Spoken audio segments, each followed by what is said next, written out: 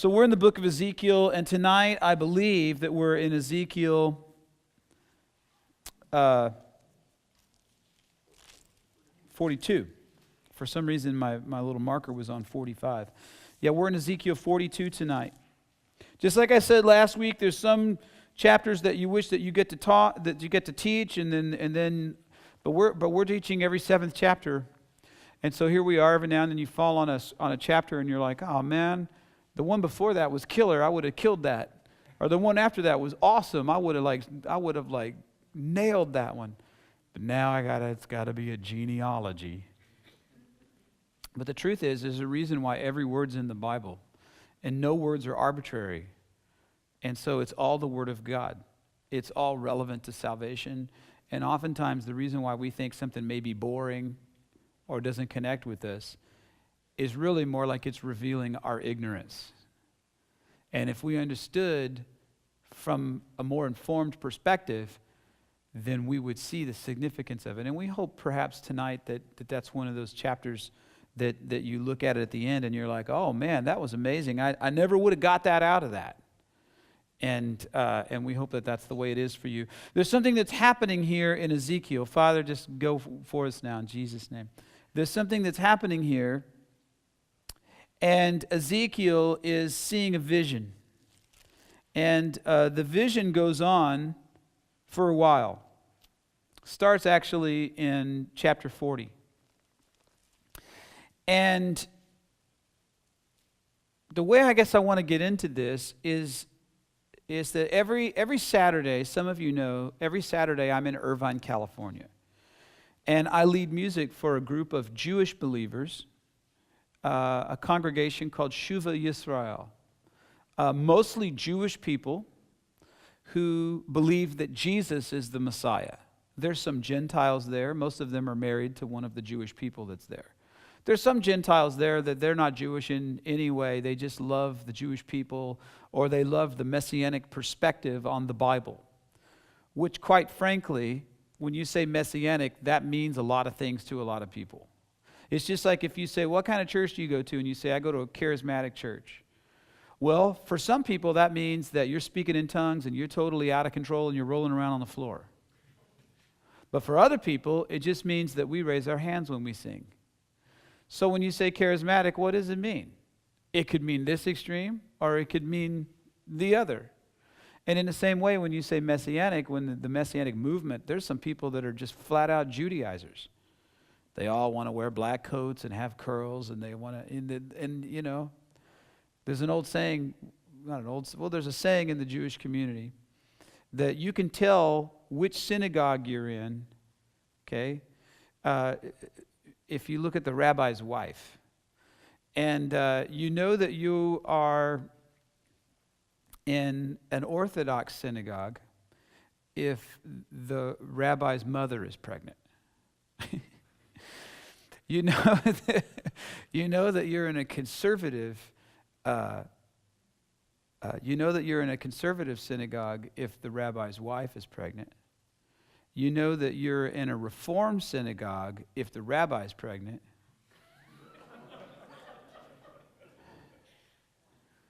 And you know that you're in a Messianic congregation if the rabbi's wife is a Gentile. Okay, well, if you're a Messianic, you think that was funny. But the point is that on some extremes, when you look at Messianics, you're like, you know, they're like Orthodox Jews. It's just, and they're trying to put it on you, and it can become cultish. I have a friend of mine whose son just left a Messianic cult. Okay, it was literally a cult, and they were throwing the law on these people, and they were making them do all this stuff that's as if they were Orthodox Jews, and even to the point where they denied the teachings of Paul. And you know, they were just like hardcore, way off in left field, jacked up. Where I go, the guy who is the rabbi is a Jewish guy, grew up in Long Island, actually grew up in Brooklyn, but lived in, up in the Northeast. He's a Northeastern Jewish guy who became a believer during the Jesus movement, or as they would say, the Yeshua movement, because it swept through the Jewish community in the 1970s. And he became a believer, and at the time there wasn't a lot of outlets for Jews in the church. But he went to Moody Bible Institute, got a degree from Moody Bible Institute, and from there he went to Dallas Theological Seminary. So really, by all intents and purposes, he's a Jewish guy who has a pretty strong Southern Baptist theological training. And I like where he stands theologically. I like where he stands on the Bible. But at the same time, we have all the Jewish holidays. And we observe them, and it's a great balance. And if you've never been to a Messianic congregation, I suggest you go to one and just check out and see what it's like. But, go to a good one and make sure that you don't end up in a cult. And so, we meet at 5000 Barranca in Irvine every week at Woodbridge Community Church is where we actually meet. And we share a parking lot with the Chabad Center, the ultra-Orthodox. So here you have all the Orthodox walking to synagogue, and we're all pulling into our parking places. And by the way, in the Jewish community, you're supposed to walk to synagogue. It's a sin to drive a car, so it's kind of funny to me. But so here we are. We worship, we share the same parking lot, and we get more parking spaces that way.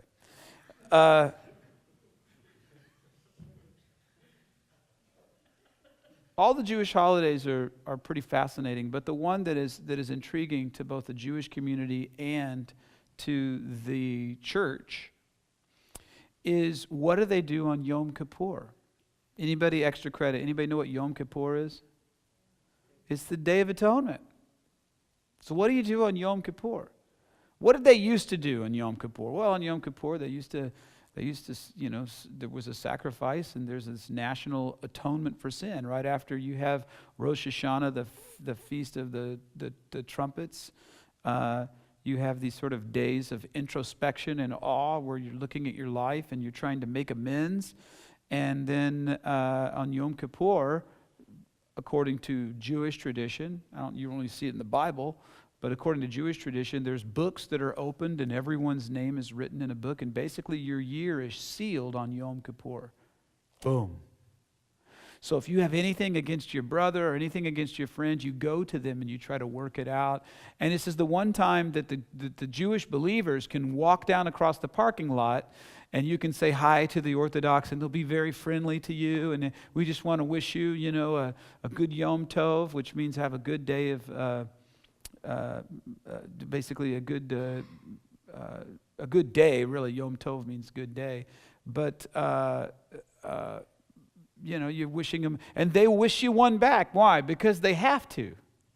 They hate you. Tomorrow, they'll just be like, get out of here. I don't want to hear any of your cultic things. But they're having to make amends with their enemies, and they want to make amends with everybody. And so because they're trying to put on a good suit and put the good thing on for the Lord, and then he closes the book, and then it's back to business as usual, right? But the question is, if there's no temple, then how is there atonement? In Brooklyn, they have what they call, in some places around the nation, but mostly you see it in Brooklyn. You'll see it in Jerusalem, oftentimes. For Yom Kippur, they'll take a chicken and they'll cut the head off of a chicken and they'll tie it on a string. And then they'll swirl the chicken in the air on the string. You think it sounds like a joke, but it's the truth. And the blood of the chicken will be laid upon the people. And it's the token of sacrifice. It's called kaparot. And it's the token of sacrifice. And they're like, because we don't have blood for the atonement. There is no temple. There is no sacrifice. And it's a big question. What did Jews do? And really, they want to know, what do Jewish believers do on the Day of Atonement? We remember the sacrifice which has been given for us through Yeshua, Jesus the Messiah. Okay? You got to assume, it's a no-brainer really, that the presence of the temple was really important in the life of the Jewish people. Not all of them. There were some. Remember, there was a divided kingdom where Israel's 10 tribes of Israel had separated from Judah and Benjamin. And they had gone off and worshipped golden calves, one in Dan and one up in Bethel. 2 golden calves. To them, the temple didn't mean very much because There was a guy named Jeroboam who early on forbade them from going to worship at the temple. And his reasoning was this, very simple. If they go back and worship at the temple, their hearts will turn back to the Lord, and I will lose my constituency. See what I'm saying? So I forbid you to go to the temple to worship. You should worship on this mountain and that mountain. That's why when Jesus is talking to the Samaritan woman in the well, she says, our fathers say that we should worship at this mountain, but you Jews say that we should worship at Jerusalem. Remember that conversation? That's why she said that, because for years they had been, and for generations, they had been forbidden to go and worship in Jerusalem. Okay? Ezekiel, as we know, was a prophet who went out before the Babylonian captivity with what they would call a remnant of the people. Jeremiah the prophet came to a king named Jeconiah, and he says to him and everybody, hey, listen, the Babylonians, the Lord has told me the Babylonians are going to come and they're going to besiege this place. And when they do, there's not going to be a way out. Some are going to be assigned to the sword. The Lord's going to kill them with the sword. Other ones are going to go through pestilence. Other ones are going to go through, they will escape, but when they escape, they're going to die out there. So if you stay here, God has said you're going to die. God is cleaning house. He's going to clean. He's going to wipe Jerusalem clean. And he's also going to destroy the temple.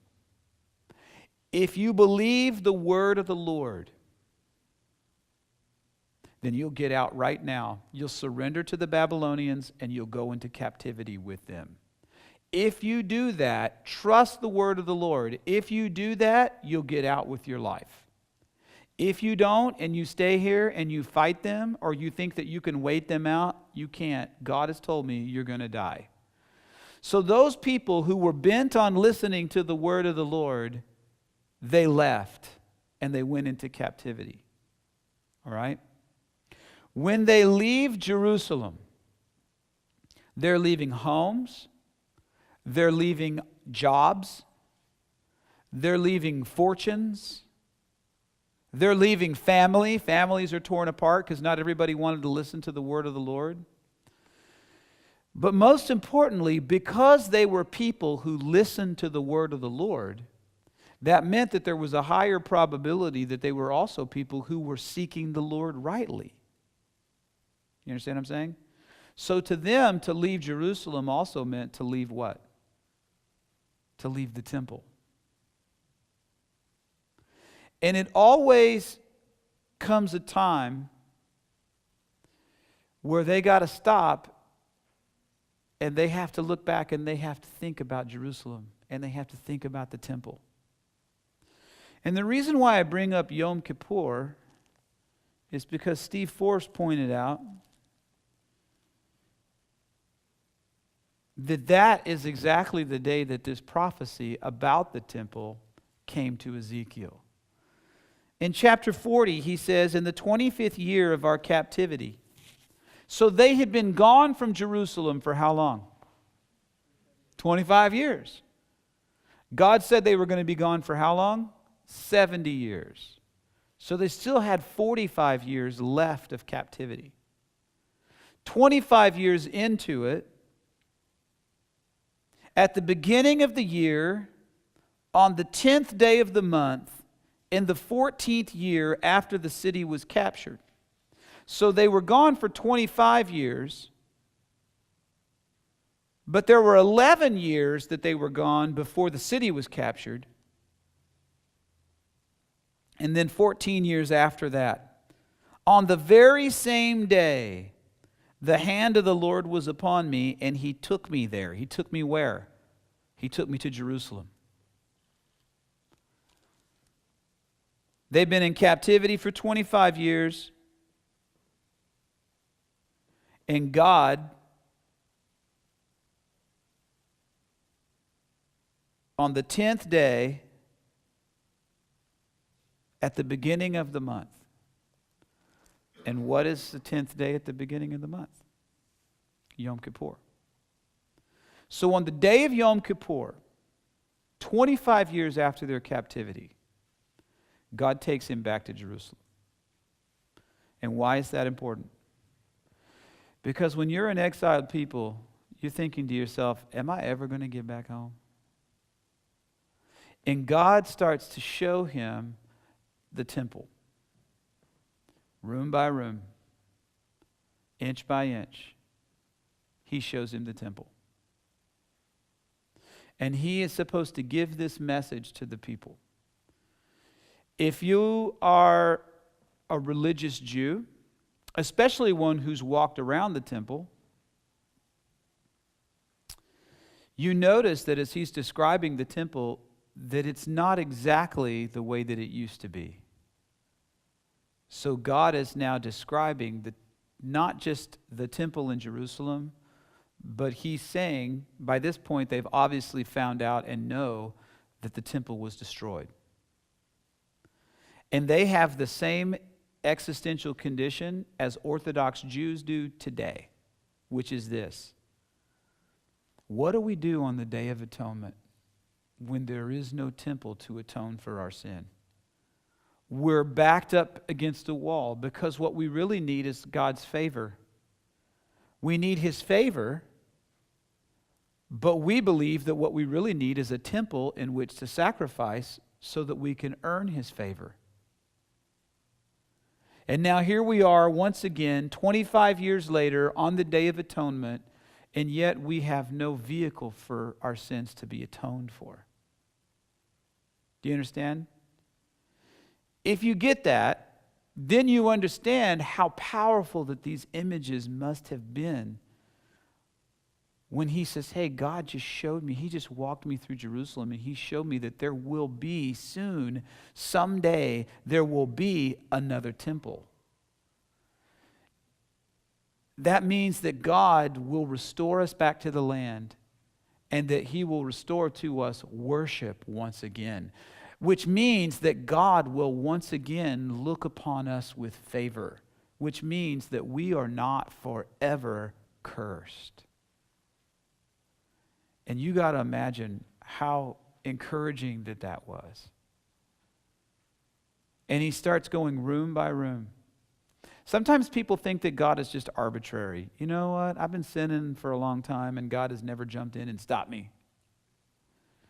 So I'm kind of wondering if God even cares. Does God really even care? Oh, God really cares. And one of the things that we're seeing is that God is very concerned with the details. And so what would be normally sort of boring to read through, it's like seriously, if I had some blueprints, I'd bring them out. And I would say, how boring is this? This is not a novel, this is just blueprints. And God is giving us building instructions. My wife and I built a house one time in Franklin, Tennessee. I'll talk about it in a little bit. But I just remember sitting down with the builder and looking at the plans. And even though I saw the plans there, I really couldn't even imagine what my home would be like when it was done. But then when it was done, I had such a greater appreciation for the plans. So here we find ourselves just a couple of chapters later. We understand when this was written. We understand to whom it was written. And hopefully now we understand a little more as to why it was important to the people that they see that God would show plans for yet another temple. Does this make sense? And tonight's chapter is Ezekiel chapter 42. And I'm just going to read it and then we're going to comment on it. There's not a lot of drama. Nobody gets killed in this chapter. Nobody sleeps with anybody's wife in this chapter. Nobody's donkey talks to them in this chapter. I'm going to read to you a section of blueprints, and then we're going to talk about them. Make sense? Here we go. Ezekiel 42. Then he brought me into the outer court by way towards the north, and he brought me into the chamber which was opposite the separating courtyard, which was opposite the building towards the north. Facing the length, which was 100 cubits, the width was 50 cubits, was the north door. Opposite the inner court of 20 cubits, and opposite the pavement on the outer court was a gallery, against the gallery in 3 stories. In front of the chambers toward the inside was a walk 10 cubits wide at a distance of 1 cubit, and their doors faced north. I really hope that in this crowd tonight that there is someone who is an architect and they are finally worshiping the Lord.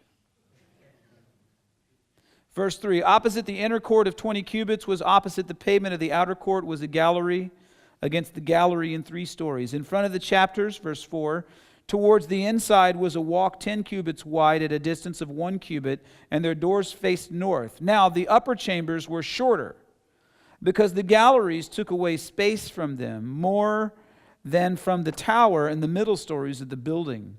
For they were in the 3 stories and did not have pillars like the pillars of the courts. Therefore the upper level was shortened more than the lower and the mid-levels from the ground up. And a wall which was outside ran parallel to the chambers at the front of the chambers towards the outer court. The length was 50 cubits. And the length of the chambers toward the outer court was 50 cubits, whereas that facing the temple was 100 cubits. And the lower chamber was the entrance on the east side as one goes into them from the outer court. Also there were chambers in the thickness of the wall of the court towards the east, opposite the separating courtyard and opposite the building. There was a walk in front of them also, and their appearance was like the chambers which were toward the north. They were as long and wide as the others, and all their exits and entrances were according to the plan.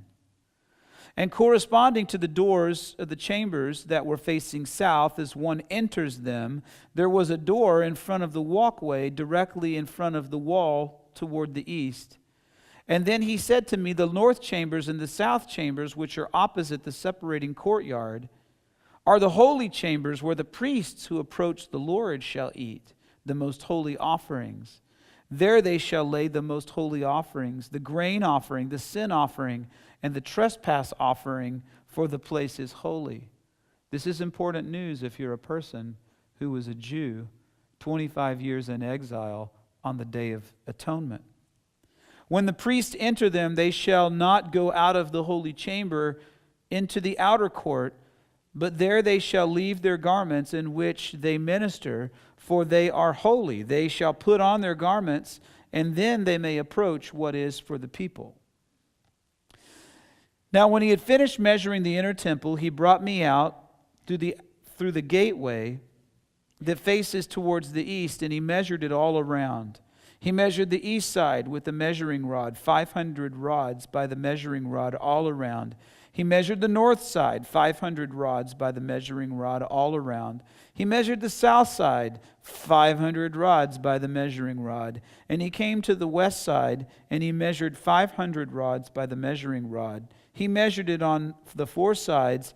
It had a way all around 500 cubits long and 500 cubits wide, to separate the holy areas from the common. One thing that's interesting about the description, and you can go back, and I'm sure you've been reading the last few days, your chapter a day, and you got to 40 and you're like, oh, great. More building plans. That's what I thought when I was reading through it. And then I thought, how am I going to teach this? Steve Force also pointed another thing out. And that was this. When we look at the description of Solomon's temple, and it might be good for you at some point to go back and look at the way that that was described. It talks in intricate detail about the beauty of the temple. How beautiful that the wood was, which forest that they got this from, and who the artisans were who handcrafted these things, and how many pomegranates were engraved on the paneling, and how the beautiful gold bells were that were on the bottom of the hem of the garments, and it goes on and on. The ivory looked like this, and you know it's just all about the beauty of the temple. And all of that kind of stuff is missing. It's as if the people, one of the problems that they had was that they were worshiping the temple. They were worshiping the temple of God in its beauty and its opulence. When you read, I believe it's Ezra, and you read the account of the rebuilding of the temple, because what happens is, remember, we already know, Babylon came in and they tore it down, they leveled the place. And then after 70 years, King Cyrus goes, hey, you know what? If anybody's here from the Jewish people, if you want to go back and rebuild your temple, knock yourself out. Here's all the stuff that Nebuchadnezzar took. We have it here in a storage unit. And they took it all out, and they took it back, and they started the work of rebuilding the temple. And Zerubbabel came in, and he was the great, man in the line of David, and he was the builder. And there's verses in some of the prophets that say, everyone's going to rejoice when they see a plumb line in Zerubbabel's hand. And if you've ever been building, you know that a plumb line is a thing which tells you if something's straight up and down, right? And it's not just that you're going to rejoice when you see the plumb line in Zerubbabel's hand, as in he's going to do the rebuilding of the temple, although that was happening. But also, it's a plumb line, which means that in him there is no hypocrisy. In him, he himself is level. And I'm going to tell you right now, our nation will rejoice when we finally have a political leader who's on the level,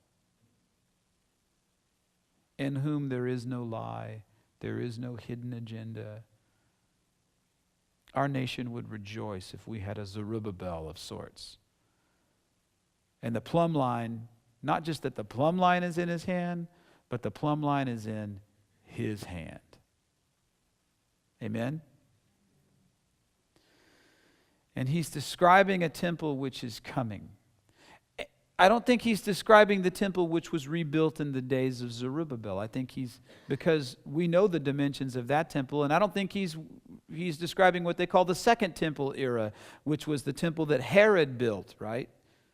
Which was magnificent and was huge, and yet did not have the same dimensions. No, he's talking about what we think is probably the millennial kingdom, where there is a temple in the millennial kingdom. Okay? And then in the end, there will be no temple at all. Because after the millennial kingdom, you'll see what? You'll see a new heaven and a new earth come down. And the Bible says in the book of the Revelation, there is no temple. There's no need for one, because God is dwelling with his people. It's pretty amazing.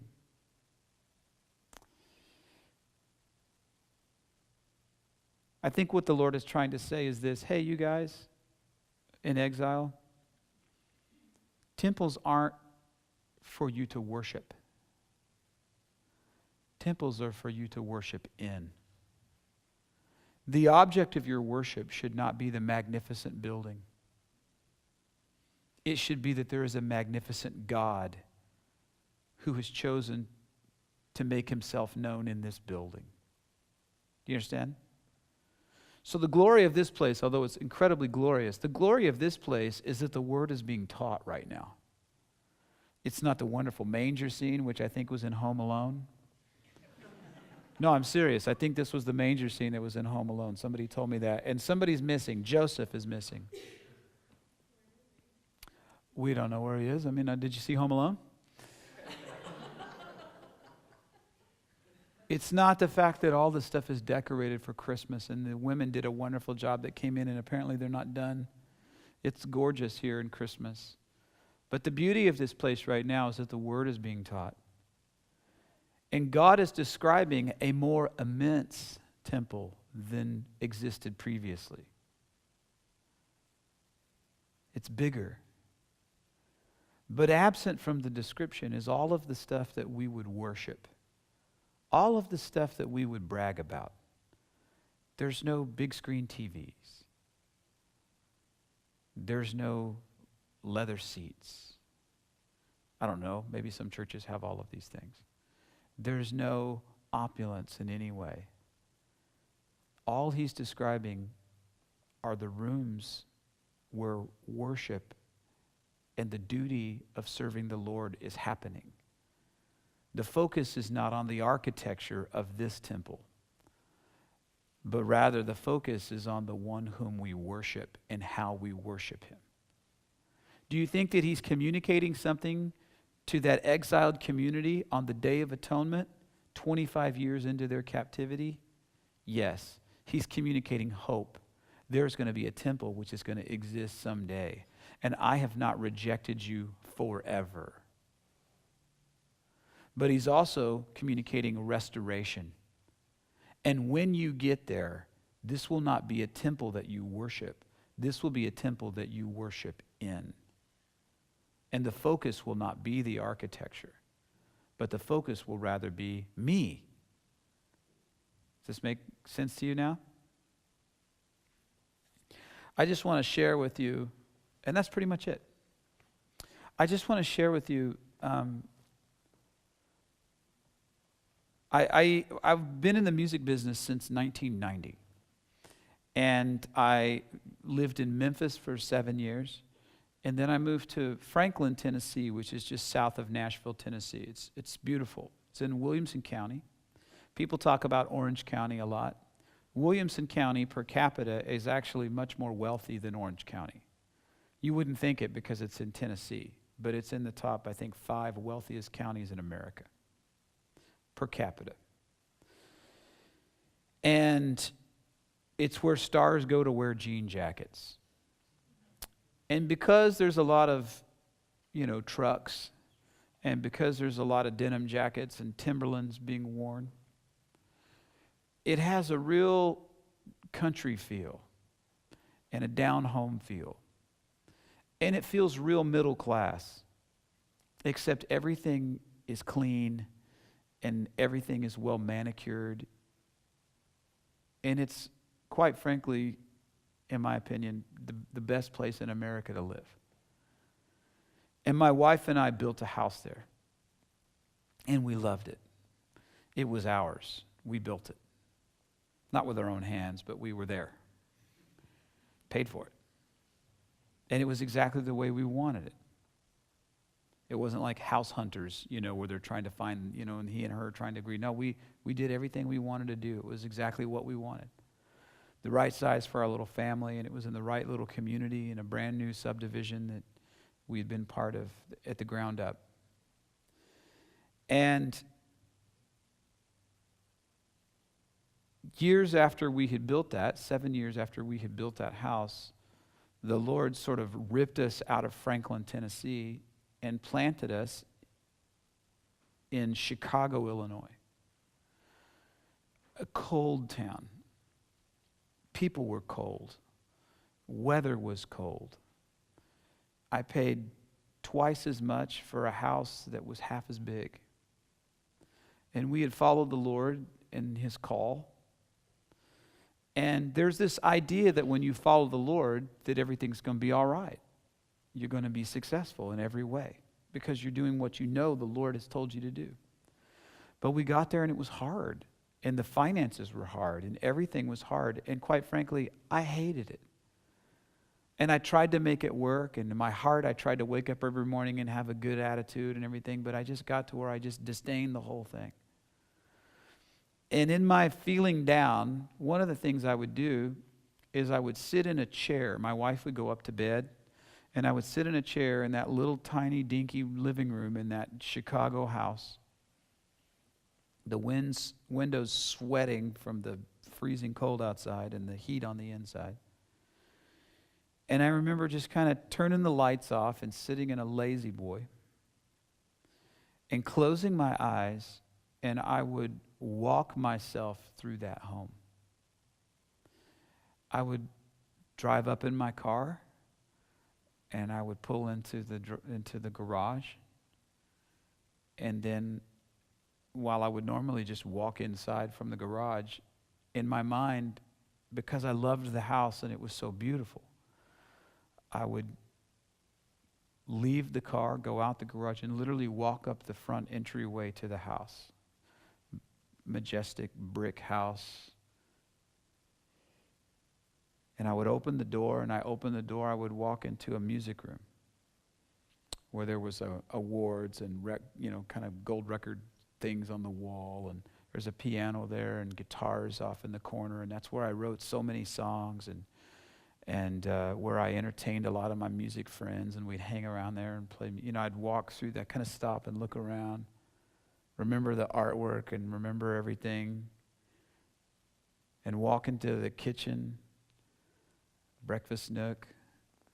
Off to the side, there was sort of an open plan, and then there was a living room where we sat and watched so many movies and hung out. And then I'd walk upstairs. I would look in my bedroom, I'd look in my kids' rooms, and I would just think about the way that it was and how different than it was from the way that it is now.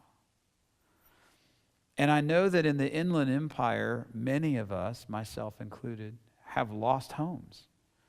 And if they haven't lost homes, they're about to. And they're struggling with what they think to be a losing fight.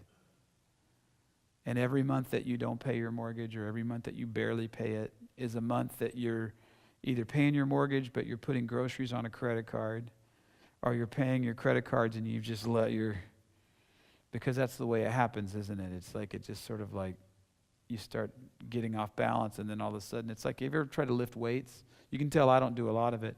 But when you have the right amount of weights on, everything's balanced, and so you push the thing up off your chest. But if somebody comes around and you don't have those little things that hold the weights on the end, and you kind of struggle, and maybe your right arm's a little stronger than your left arm, and what happens is that this one lifts up, and then all of a sudden a weight falls off this side, which makes this a lot lighter, which is great, except this shoots up, and then what happens over here? Weights fall off this end, which means it goes like this, and then all of a sudden you're just all jacked up. So what happens is when you start running out the end, you pay your mortgage, and some weights fall off the credit card sign, so you go to pay the credit cards, and then some weights fall off this, and then you start doing this, and pretty soon you're calling for somebody to come spot you and get this thing off of my chest. And perhaps you'll run into that situation where you have to sit in another home, the home you didn't choose, the home you didn't build for yourself. And you got to sit in that home, and maybe you find yourself closing your eyes, sitting in a living room you don't like, and walking yourself through what you thought was the home you were going to retire in, and you were going to bounce grandchildren on your knee there. And you find out that somebody else owns that now, and somebody else is living there. And your heart will yearn to be back to a sense of what you used to think was home. And yet here you'll be in a foreign land with a foreign people. If you can understand what that feels like, then I think you can understand better the message that Ezekiel is giving to the people in exile. Hey, listen, God has not left you or forsaken you. And there is lessons to learn in every season of life.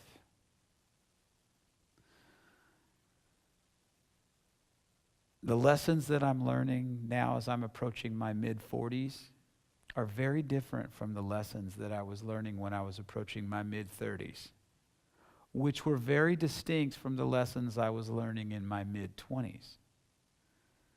And now the questions and the conversations that I have, people that are my age, have to do with the fact that we hurt when we wake up.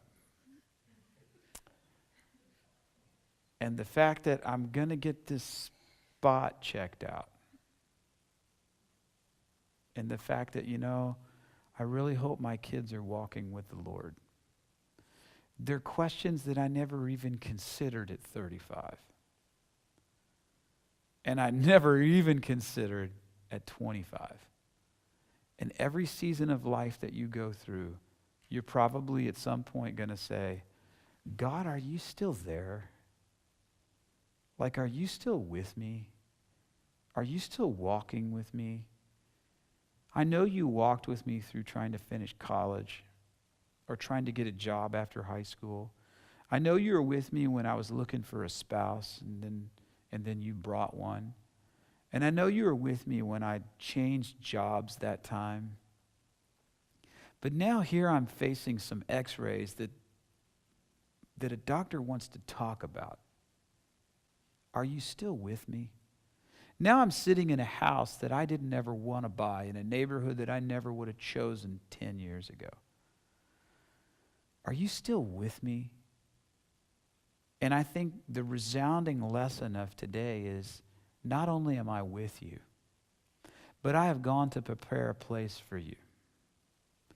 And if I've gone to prepare a place for you, I'm going to come back and get you and take you to it. And he's giving us a glimpse here, just as he gave them a glimpse so many years ago, of the level of detail that he's putting into the place that he's preparing for us. And that it's different from the place that we would have prepared for ourselves. And it's different in a better way. But in the meantime, there's still another 35 years or 45 years left for Israel in exile. And so it doesn't mean that we're not going to be in the places where we are. You could be in the place where you're at right now for a few more years. But it doesn't mean that he doesn't love you, that he doesn't care for you, and that he's not preparing you for something good. Right? I know the plans that I have for you, and they're plans to prosper you. Some of them in this world. But the real faith of it is, some of them is in a world yet to come that we believe in by faith. And when we get there, we'll say, it was worth it to serve the Lord and to not be disqualified, so to speak, by taking the reins and by starting to fly by the seat of our pants and saying, you know what, God, you're just going to have to sit in the passenger seat right now. No, he's in control, and he's got a place prepared for you, and he's building it. And we have to faithfully hold on and continue to move forward in seeking him. And the best place to do that is in his word, and gathering with other believers who are also in his word. So we're going to take what's left of tonight and just chill out. We don't have to be out of here for another 45 minutes.